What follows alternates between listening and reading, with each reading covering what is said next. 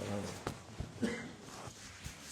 أعوذ بالله من الشيطان الرجيم بسم الله الرحمن الرحيم والصلاة والسلام على رسولنا محمد سيد الأولين والآخرين مدد يا رسول مدد يا سادة أصحابنا مدد يا مشايخ دستور ولا شاء الله فأزدى أحسن شيخ محمد الحقان طريقتنا الصحبة والخير في الجميع أعوذ بالله من الشيطان الرجيم بسم الله الرحمن الرحيم وأقيموا الصلاة والزكاة واركعوا مع الراكعين صدق الله العظيم. Allah Azze ve Celle namazı ilk başta İslam'ın emirlerinin başıdır. Namaz kılmak, zekat vermek. Şimdi insanlar bazı insanlar var kendi kafalarına göre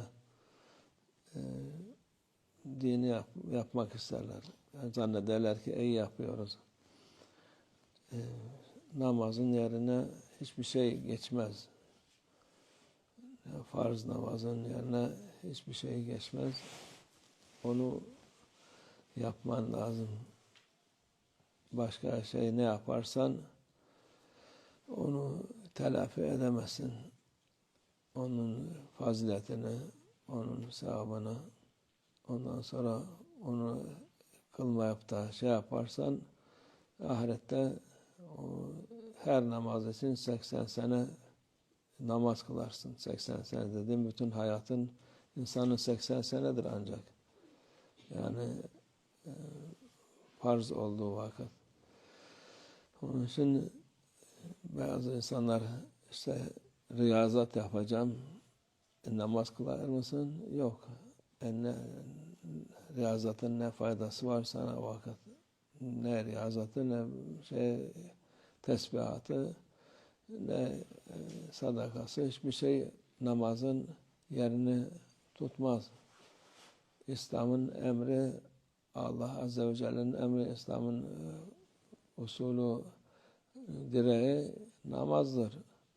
Namazı kılmadıktan sonra istersen 100 sene tesbihat yap, 100 sene oruç tut, 100 sene ne yaparsan amuda kalk, gene hiçbir namazın yerini tutmaz. Bir vakit namazın yerini tutmaz.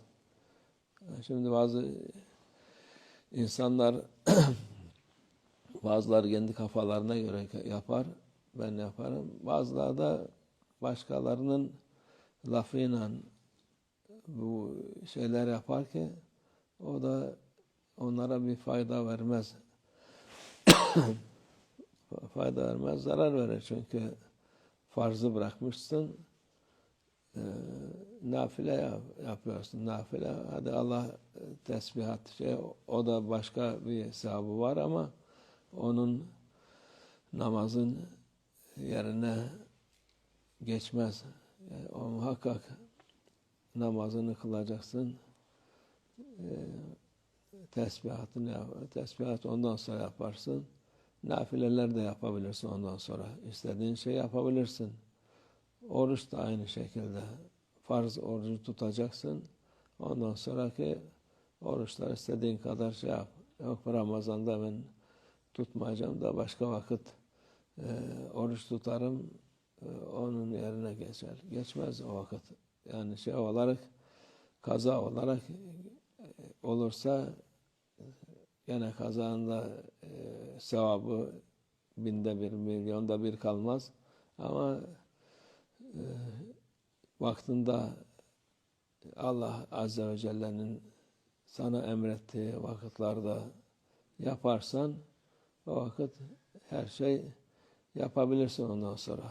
Nafileleri ondan sonra yapılır. Farzdan sonra nafileler yapılır. Farzdan önce farzın yerine geçmez. Onun için Allah insanları da kendi düşünceleri değil de Allah'a yol göstermiş. O yolda gideceksin. Onu yaptıktan sonra sen istediğin kadar dediğin gibi düşüncelerini yapabilirsin. Tesbihatını bütün gün yap. Bütün sene yap. Mühim değil. Riyazat yapacaksan o da yine onun da usulü var. Kendi kafana göre yaparsan gene bir fayda olmaz.